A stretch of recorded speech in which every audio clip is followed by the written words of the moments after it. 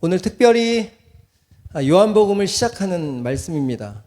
어떤 우리 청재는 저한테 문자를 줘서 요한복음이라는 새 책을 시작하는 것이 참 기대가 된다라고 하고 문자를 주는 분들도 계셨고, 그래서 저도 요한복음에 대해서 준비하면서 참 기대가 되었는데, 자, 오늘 요한복음 첫 시간입니다. 오늘 제목은 그가 없이는 이라는 제목으로 여러분들과 말씀을 나누려고 합니다. 본문은 천천히 우리가 말씀을 나누면서 읽어보기로 하고요. 먼저 말씀 듣기 전에 가슴에 손을 얹고 우리 하반기부터 시작했던 저를 따라 하시면 되겠습니다. 하나님은 사랑이십니다. 그 사랑 안에 내가 있습니다. 사랑받은 만큼 변화됩니다. 하나님은 말씀이십니다. 그 말씀 안에 능력이 있습니다. 말씀을 듣는 만큼 살아납니다. 내 마음을 주님께 엽니다. 아멘. 아멘. 우리의 믿음의 고백대로 성령께서 꼭 붙잡아 주실 줄 믿습니다. 요한복음 하면 설교자마다 요한복음을 왜 설교를 해야 되는지 특별히 성령님을 통해서 조명을 받는 그런 사인들이 좀 있습니다. 저는 이번 요한복음을 준비하면서 어떤 사인을 받았냐 하면, 요한복음을 쭉 읽어가는데 하나의 단어가 제 눈에 띄었어요. 그 단어가 바로 요한복음 1장 18절과 요한복음 13장 23절에 나와 있는 단어입니다. 우리 18절부터 한번 읽어볼까요? 시작. 본래 하나님을 본 사람이 없으되 아버지 품속에 있는 독생하신 하나님이 나타내셨느니라. 우리 23절도 같이 한번 읽어볼까요? 예수의 제자 중 하나 곧 그가 사랑하시는 자가 예수의 품에 의지하여 누웠는지라. 여기에 어떤 단어가 반복되어 있죠?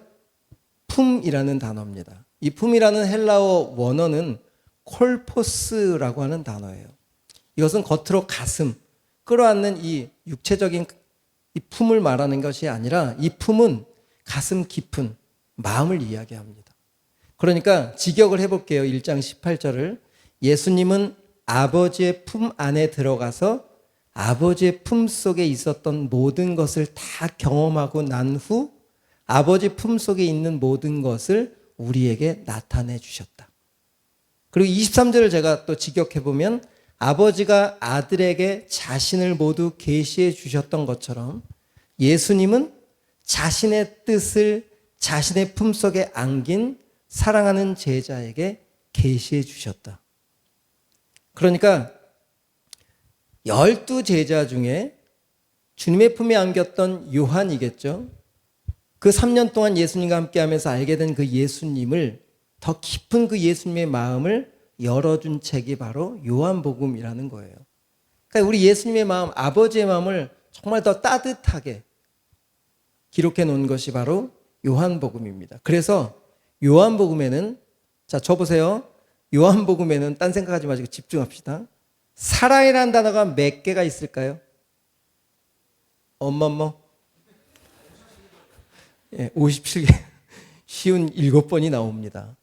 39개의 절 속에 사랑이라는 단어가 쉬운 7번이나 나올 만큼 하나님의 품, 예수님의 마음, 그 사랑을 정말 많이 그 마음을 통해서 기록한 것이 요한복음이에요. 저는 이 요한복음 때문에 하나님을 알게 되었습니다. 하나님이 어떤 분인지 요한복음 1장 1절을 통해서 하나님은 말씀이시구나. 그 말씀은 생명이시구나. 그 말씀 안에 빛이 있구나. 빛 안에 또한 사랑이 있구나. 이 하나님을 가장 제가 알 수 있었던 성경이 바로 요한복음이고요. 그리고 그 사랑을 깨닫고 제 갈 길로 가던 제가 아버지의 품으로 돌아왔을 때, 하나님, 이제는 그러면 제 인생을 어떻게 살아가야 될까요? 라고 고민하고 질문하고 기도할 때 요한복음 15장 16절로 저 인생의 방향을 알려주셨어요. 15장 10절에 어떤 말씀이었냐면, 네가 날 택한 게 아니야. 내가 널 택했어. 내가 널 택했기 때문에 내가 너를 통해 나의 열매를 네가 가는 곳마다 맺게 해줄게. 그러니까 제가 방향성을 틀 수 있었을까요? 없었을까요? 틀 수 있었죠. 주님이 약속이니까. 왜? 내가 선택한 길입니까? 주님이 선택한 길입니까? 우리 주님이 나를 선택해 주셨다는 거예요. 이렇게 말씀을 통해서 제 사역의 방향, 제 인생의 방향을 틀고 우리 아내에게, 가족들에게, 세상을 향해 살던 제가, 여보, 이제 나는 돈 버는 사람이 아니야 라고 선포했어요. 가장으로서. 이렇게 얘기할 수 있을까요? 그럼 누가 책임져? 나를 선택한 주님이 책임져 주신대. 미쳤구나. 이런 소리 나오겠죠? 하지만 그 말씀 안에서 우리를 선택하셨기 때문에 우린 지금까지, 그게 38살, 지금 쉬운 20년 정도 지났어요. 지금까지 저는 흔들릴 때마다 안 흔들렸다는 게 아니에요. 하나님 앞에 서 있고 말씀 앞에 서 있어도 우린 여전히 오늘 혜인자매가 기도한 것처럼 금방 그 은혜를 잃어버리고 흔들릴 때가 있어요. 그런데 그때마다 제가 다시 설 수 있었던 것, 바로 요한복음 15장 16절. 내가 너를 택했다. 내가 너를 택했기 때문에 너를 통해서 네가 가는 곳마다 내 열매를 맺게 해줄 거야. 아멘. 하나님, 제가 가는 곳에 주님이 동행해 주시고 주님이 저를 통해서 하실 일들 제가 다른 생각 품지 않도록 오늘도 알려주십시오 하고 매일매일 그 주님 말씀 앞에 제가 섰을 때 흔들릴 수가 없는 거겠죠. 그러니까 여러분, 말씀은 생명이고 인격입니다. 그냥 우리가 읽는 것으로 끝나는 게 아니에요. 우리 영 안에 오셔서 우리의 삶을 지배하시고 우리의 삶을 변화시키시고 당신의 뜻 가운데 우리를 표현하도록 만드시는 그 능력이 다 어디 안에 있다고요? 말씀 안에 있어요. 요한복음은 저에게는 정말 신앙의 시작과 끝이에요. 그만큼 요한복음 너무 사랑하는 책이기도 하고 그 요한복음을 또 잘 전해야 된다는 책임감과 떨림도 있습니다. 이렇게 오늘 요한복음 서론 시간이다 보니까 요한복음은 그렇다면 어느 위치에 포진되어 있죠? 신약 성경에 마태, 마가, 누가, 요한이라는 네 복음서의 마지막 복음서로 포진되어 있죠. 그런데 마태, 마가, 누가를 공관 복음서라고 합니다. 이렇게. 왜 그러냐면 마태, 마가, 누가는 예수님의 생애에 대해서 같은 관점을 가지고 기록을 했어요. 하지만 요한은 예수님의 생애를 중심으로 기록한 것이 아니라 예수님이 하나님의 뜻을 이어 이 땅에 어떤 일을 하러 오셨는지에 대한 사역의 중심을 두고 기록을 했어요. 그러다 보니까 공관복음서 마태, 마가, 누가 예수님의 생애를 통해서 하나님이 어떤 일을 풀어가실지에 대한 해답을 얻기 위해서는 어디를 읽어야 되겠죠? 요한복음을 읽으면 예수님의 사역, 그러니까 하나님이 예수님을 통해 이 땅에 어떤 일들을 펼쳐내셔야 될지를 아주 자세하게 알 수 있겠죠. 자, 이렇게 예수님에 대한 사역을 관점으로 기록한 책이 요한복음이다. 그래서 요한복음은 생애, 예수님의 태어남에 대해서 기록이 없어요. 어떤 것에 강조점을 두냐면 6월절을 3번을 기록합니다. 6월절은 유대인들이 1년에 한 번씩 지키는 절기잖아요. 그러면 몇 년 동안 사역하셨다는 거예요? 3년 동안 사역하셨다는 거죠. 3번의 6월절을 통해서 예수님의 사역 3년 동안 하셨음을 보여주고 있고, 그리고 요한은 예루살렘 성전을 3번을 왕래하는 것으로 초점을 맞추셔서 예수님의 사역이 성전 중심의 사역이셨다. 성전 만들기 위한, 당신이 성전으로 오셨고 또한 우리를 성전 삼으시려고 하는 예수님이 오신 사역의 분명한 목적을 그렇게 성전 중심으로 사역하셨다는 것을 조명하면서 예수님이 오신 이유를 기록하고 있죠. 그런데 공관복음서는 어디서부터 출발하느냐? 다 땅에서 시작해서 예루살렘으로 올라가는 과정을 기록하고 있어요. 공관복음서에는 6월절에 한 번씩뿐이 기록되어 있지 않습니다. 이렇게 공관복음과 같은 예수님에 대해서 조명하고 있지만 요한복음은 특별히 하나님이 아들 예수님을 통해서 우리들에게 어떤 일들을 행하시러 이 땅에 오셨는지를 중점적으로 기록한 책이 바로 요한복음입니다. 참고로 요한복음이 복음서 중에 가장 늦게 기록되어 있어요. 신학자들은 AD 80년에서 90년 사이라고 이야기하는데 그 근거는 요한복음의 내용 중에는 서기관, 열심당원, 사두개파 이런 파들의 이야기들이 나오지 않아요. 다른 공관복음서에는 다 나옵니다. 사두개인도 나오고 다 나오는데 요한복음엔 기록이 없어요. 왜 그럴까요?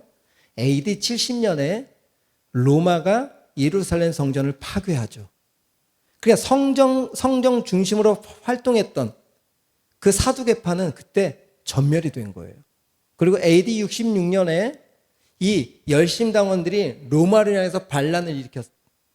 이 반란을 가장 싫어하는 로마 입장에서는 열심당원을 그냥 싸그리 몰아버렸어요. 그래서 AD 66년에서부터 70년 사이에 열심당원과 사두개파들이 없어진 거예요. 그러니까 요한복음이 왜 70년 이후에 기록이 되었는지 그런 과정들을 통해서 언제 기록되었는지를 알게 되는 거죠. 요한복음 언제 기록됐다고요? AD 70년 이후, 성전 파괴 이후에 기록이 되었다라는 것을 좀 시대적인 상황 가운데 여러분들이 좀 접근했으면 좋겠고요. 요한복음의 구조는 크게 두 구조로 나눕니다. 첫 번째 1장부터 12장까지는 예수님의 기적에 대해서 기록하고 있어요. 7가지의 기적에 대해서 기록하고 있는데 이 기적이란 단어를 다른 공관복음서와는 다르게 여기서는 세메이온, 사인이라는 단어를 사용했습니다. 기적이라는 단어를 사용을 안 하고 표적이라는 단어를 사용했어요. 자, 세메이온이라는 단어는 표지판이라는 뜻이 있습니다. 자, 제가 손가락을 이렇게 하면 여러분들이 어딜 쳐다보죠? 제 손가락을 봐요? 저 스피커를 봐요? 스피커를 보듯이 바로 표적이라는 단어는 이 손가락과도 같은 거예요. 그러니까 7개의 기적이 무엇을 가리키고 있을까요? 그 이야기를 담고 있는 게 1장부터 12장까지 말씀이죠. 그 기적은 예수님의 십자가를 향하고 있습니다.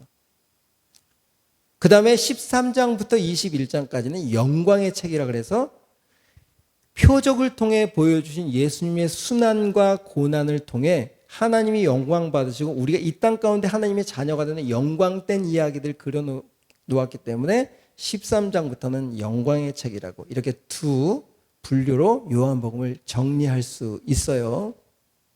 이렇게 요한복음을 좀 정리해보면 자, 오늘 예수님을 통해서 이 땅 가운데 하나님이 어떤 일들을 하고 싶어 하셨을까라고 하는 첫 번째 질문을 여러분들에게 오늘 좀 도전하고 그리고 오늘은 좀 설교를 좀 일찍 마치려고 합니다.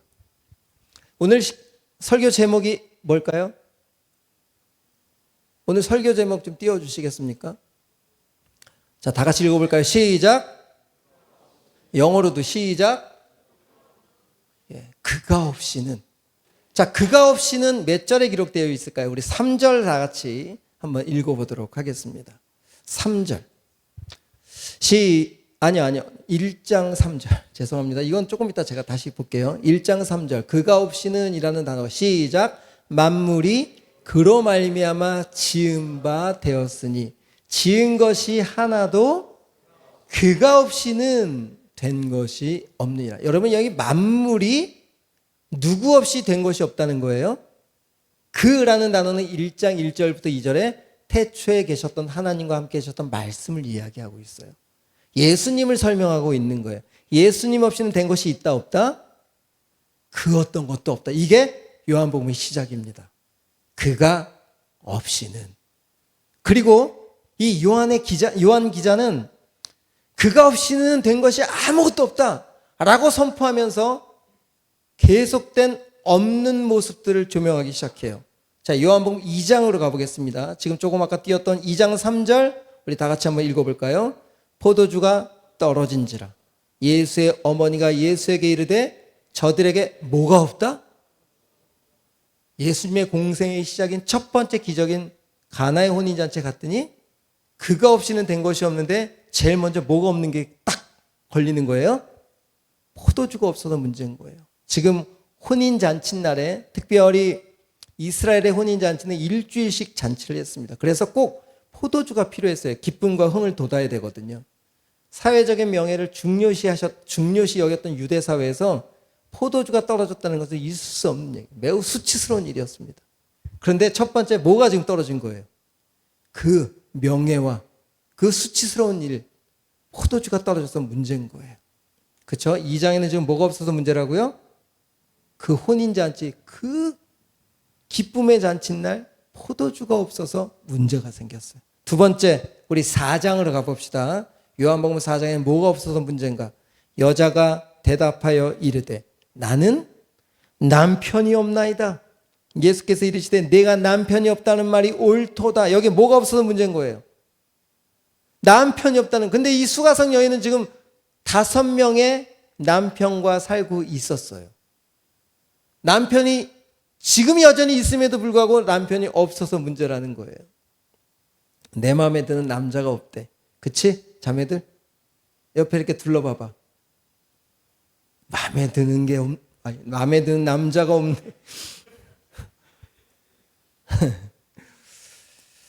이 수가성 여인도 5명의 남편과 살았지만 여전히 그 남자들에게 만족을 얻지 못하고 있는 것은 진정한 남편이 없어서 문제인 거예요. 여러분, 이 21세기에 제가 이 수가성 여인처럼 살던 한 여인이 마릴린 먼로라고 하는 아주 옛날 배우예요. 저도 잘 몰라요. 그런데 이 마릴린 먼로 사진 한번 띄워주시면 미국의 영화 배우고 한때 우리 아버님 때에 가장 선호하는 세기의 미인으로 등극된. 그래서 이 여인이 가는 곳마다 수많은 재력 있는 사람들, 수많은 남자들이 막 모였어요. 이 여인을 취하기 위해서. 그런데 이 여인이 3번의 결혼을 했고 36살의 꽃다운 나이에 자신의 아파트에서 약물 과다 복용으로 자살을 합니다. 여러분, 마릴린 먼로가 우리 한 장 더 넘겨주시면 자기가 쓴 일기장에 이렇게 써놨어요. 그렇게 돈이 많고 주위에 남자들이 철철철철 넘쳐나는데도 somewhere, somebody please love me. 어딘가 누군가 제발 나 좀 사랑해 주세요. 그 일기장에 매일 기록된 것이 바로 이거래요. 채워지지 않는 거예요. 수가성 여인처럼. 뭐가 없어서 문제예요? 변변치 남자가 없다는 거지. 지금 있어 보이긴 해요. 여기는. 여기 있습니다. 자, 5장을 가볼까요? 5장에는 뭐가 없어서 문제인가? 요한복음 5장 7절 한번 읽어볼까요? 시작! 병자가 대답하되 주여 물이 움직일 때에 나를 못에 넣어주는 사람이 없대. 다른 사람은 다 들어갈 수 있는데 나를 도와주는 사람이 없다는 거예요. 여러분들 이런 없어서 문제가 있죠. 좀 나를 도와주는 사람만 있으면 내가 뭔들 못하겠느냐, 막 이런 마음들이 있었을 거예요. 돕는 사람이 없어서 돕는 사람들의 부재로 좌절하고 있는 여러분. 자, 6장에는 뭐가 없어서 문제일까요? 6장 7절 읽어보겠습니다. 시작. 빌립이 대답하되 각 사람으로 조금씩 받게 할지라도 200데나리온의 떡이 부족하다. 여긴 떡이 없는 게 아니라 뭐가 없다는 거예요? 돈이 없다는 거예요. 떡을 살 돈이 없어서 문제인 거야 지금. 여러분, 이 시대에 가장 많이 부르짖는 것이 이거죠. 저도 요즘 한 100억만 달라고 기도하고 있습니다. 이유가 있어요. 타당한 이유가 있습니다. 하나님 이게 꼭 필요합니다. 하지만 하나님이 그렇게 대답하시는 것 같아요. 돈이 없어서 문제가 아닌 것 같은데. 여러분, 돈만 있으면 5천 명이 아니라도 10,000명을 먹일 수 있다는 거예요. 빌립이 지금 그렇게 고백하고 있습니다. 여러분, 근데 돈만 있으면 다 될까요? 재벌가들이 왜 이렇게 문제들이 많고 돈이 있는 곳에는 왜 그렇게 다툼이 있고 돈 때문에 살인이 일어나고 돈 때문에 배신이 일어나고 돈이 많은 곳에는 그렇게 사기꾼들이 많이 보이고 돈이 있는 곳이 그렇게 좋은 것만은 아닌 것 같아요. 그걸 어떻게 잘 사용하느냐가 문제겠죠. 자, 여기까지만 보겠습니다. 지금 1장 3절에 우리 하나님은 기적이란 단어 디나미스라고 하는 단어를 사용하지 않고 제가 뭐라 그랬어요? 표적이란 단어 세메이온이라고 하는 그런 표적과도 같은 일들을 지금 우리에게 보여주시기 위해서 이 땅에 오셨는데 지금 사람들은 그 없는 곳에 모두 예수님이 계셨어요. 가나의 혼인잔치에도 예수님이 계셨고, 또 38년 된 병자 그 베데스다 연못에서도 예수님이 계셨고, 오병이어를 기적한 그곳에서도 예수님이 계셨고, 여자가 남편이 없다라고 하는 수가성에서도 예수님이 계셨어요. 예수님이 계셨어요. 그분 없이는 아무것도 된 것이 없다고 선포하시는 그분이 이 땅 가운데 오셨음에도 불구하고 여전히 사람들의 시선은 어디에 쏠려 있어요? 예수님이 옆에 계신데도 없는 것에 시선이, 초점이, 우리의 마음이 가 있다는 사실. 여러분 3절 읽겠습니다. 오늘 본문 3절 다시 한번 읽겠습니다. 정말 여러분들에게 믿음의 고백이 되었으면 좋겠어요. 시작. 만물이 그로 말미암아 지은 바 되었으니. 여기까지. 창조주가 누구를 통해서 창조되었다는 거예요? 창조가 바로 하나님, 말씀.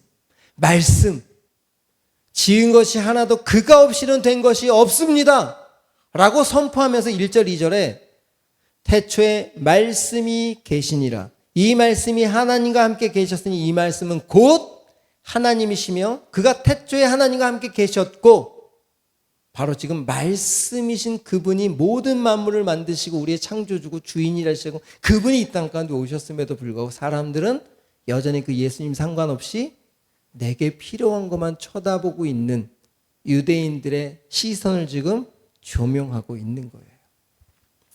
자, 여러분들에게 남편이 없어서 문제입니까? 포도주, 뭔가 흥을 돋구는 것들이 없어서 문제예요? 돈이 없어서 문제일까요? 나를 도와주는 사람이 없어서, 이 네 가지에 벗어날 사람이 몇 명이나 있겠습니까? 이 안에 다 포함되어 있겠죠? 여러분, 진짜 중요한 건 뭘까요? 진짜 중요한 건 이 모든 것, 그곳에 예수님이 계셨다는 거예요. 우린 예수님을 품고도 여전히 부족한 것에 우리의 시선이 빼앗기고 있다는 사실을 지금 사도 요한이 요한복음을 통해 조명하고 있는 거예요. 우리들도 똑같죠. 예배드리고 하나님을 찬양하고 하나님과 함께하는 것 같지만 여전히 부족함 때문에 답답해하고 힘들어하고 어려워하고, 그럴 수 있다는 거예요. 그럴 수 있다는 겁니다. 사도 요한이 그걸 우리들한테 이야기해주고 있는 거예요. 그래, 너희들도 유대인처럼 그럴 수 있어. 그러면서 무엇을 얘기해주고 싶은 걸까요? 그 모든 공허함, 정말 채워지지 않는 것들을 어떻게 해결할 수 있을까? 바로 요한복음 1장 29절에 결론을 내죠. 예수께서 자기에게 나오심을 보고 가로되 보라, 세상 죄를 지고 가는 하나님의 어린 양이다 라고 이야기하면서 바로 예수님을 통해 너희들의 공허함을 채우실 수 있는 하나님의 사역이 이제서부터 펼쳐질 거야 라고 선포하는 거예요.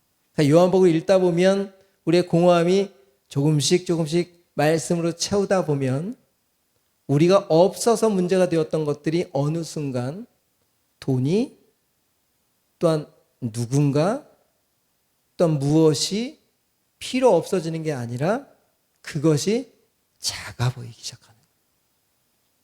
여러분, 제가 지난주 컬럼에 뭐라고 썼는지 아세요? 여러분, 돈을 따라오게 하십시오. 주보 안 읽은 건 아니죠? 대부분 모든 사람들은 돈을 쫓아가는 사람들이에요. 그런데 거기에 어떤 간증을 썼냐면, 제가 아까 요한복음 15장 16절 말씀을 딱 듣고 하나님이 나를 택하셨어. 그리고 우리 아내한테 뭐라고 선포했다고요? 나는 돈 버는 사람이 아니야. 근데 지금까지 돈이 우리를 따라오고 있어요. 돈이 없어서 사역을 못 해본 적이 없습니다. 통장에 돈도 없어요. 하는 만큼 주시는 거예요. 우리가 움직일 수 있는 만큼 주시고, 우리가 움직일 수 있는 여력만큼 주시고, 우린 또 주신 만큼 다 흘려보내. 이게 돈을 다스리는 원리예요. 수많은 사람이 돈을 따라가기 때문에 돈의 노예가 되는 거예요. 그런데 그리스도인들은 돈이 따라오도록 해야 되는 존재들이에요. 돈은 따라옵니다. 아멘 해도 되는데. 돈은 따라옵니다. 우리가 하나님 앞에 잘 서 있으면 필요한 만큼 하나님 채워주세요.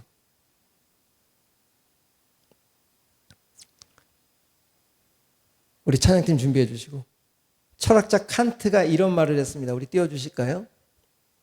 칸트 아시죠? 다 같이 읽어볼까요? 인간은 모두 가슴에 커다란 구멍을 가지고 있다. 절대자가 막아줘야 그 허무 속에서 빠져나온다. 또 파스칼도 이런 얘기를 했습니다.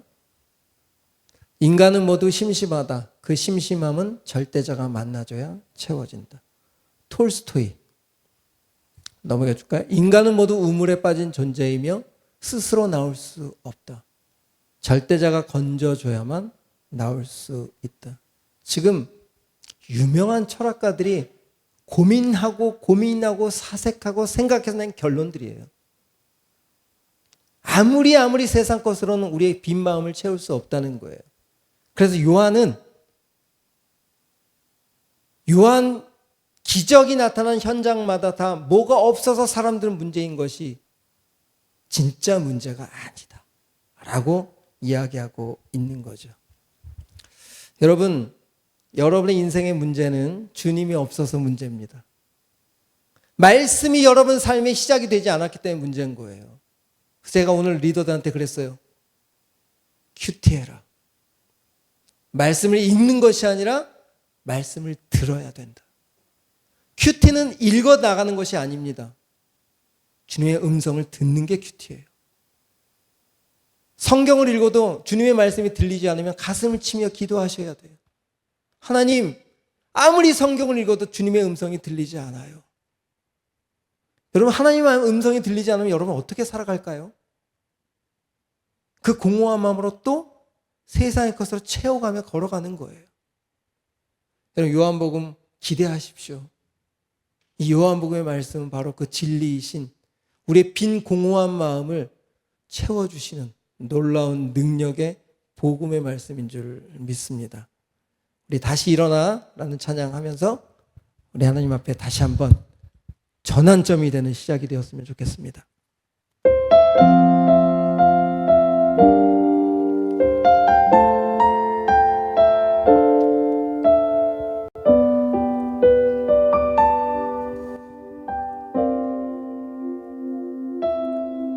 나는 내 마음의 복음이 흥했던 곳에서 다시 아버지를 만나고 주님 내 마음의 연약한 눈물의 끝에서 또 나를 반겨주시네. 우리 다시 한번 나는 내 마음의 복음이 흥했던 곳에서 다시 아버지를 만나고 주님 내 마음의 연약한 눈물의 끝에서 또 나를 반겨주시네.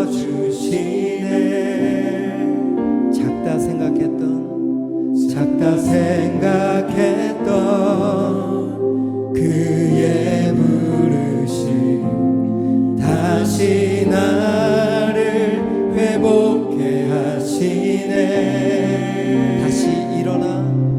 다시 일어나 주를 예배함이 내 모든 기쁨이 되리. 그의 기쁨 되어 삶의 모든 순간을 주께 다 내어드리리.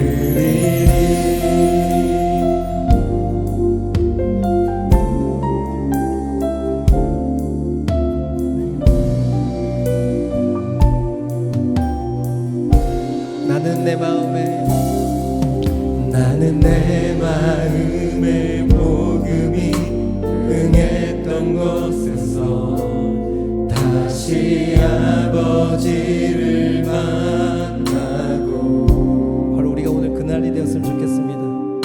주님 내 마음의 연약한 눈물의 끝에서 또 나를 반겨주시네.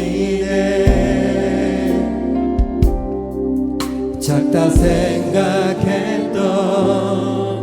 그의 부르심 다시 나를 회복해 하지. 다시 일어나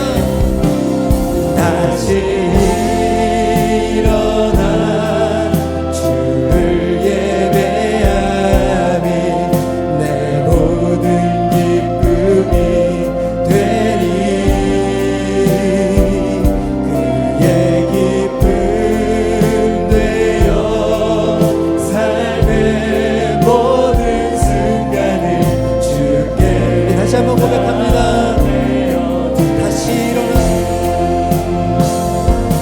다시 일어나 주를 예배하니 그 모든 기쁨이 되리.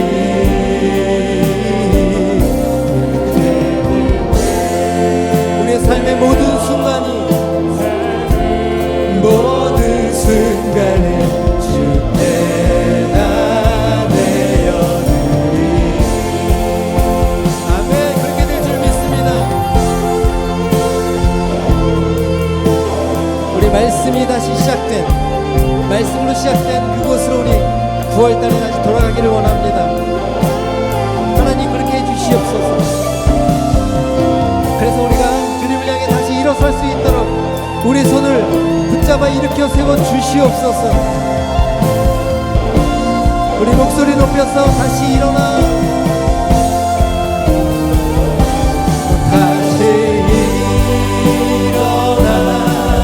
주를 예배하니 내 모든 기쁨이 되리. 그의 기쁨 되어 삶의 모든 순간을 주께. 우리 한 번 더 고백합니다. 다시 일어나 주님을 높여드립니다. 다시 일어나 주를 예배하니 내 모든 기쁨이 되리.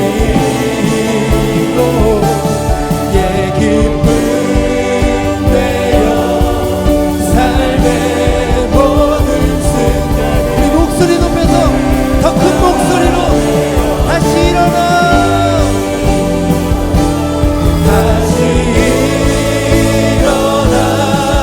주를 예배하니 내 모든 기쁨이 되리. 그의 기쁨 되어 삶의 모든 순간을 주께. 우리 한 번 더 선포합시다. 다시 일어나 주를 예배하니 내 모든 기쁨이 되리. 그의 기쁨 되어 삶의 모든 순간을 주께 다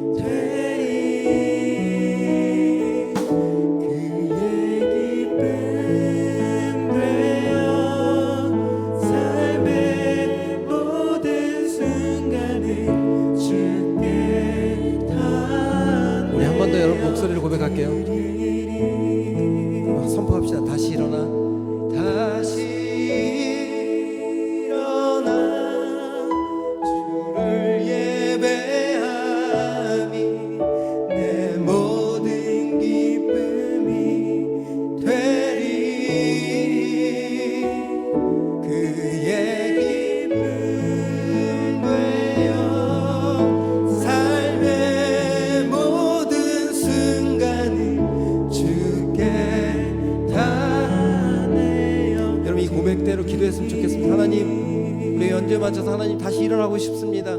없어서 안 될 그 모든 것의 시선에서 주님으로 돌아오게 해주옵소서. 우리 주님 이름으로 기도합니다.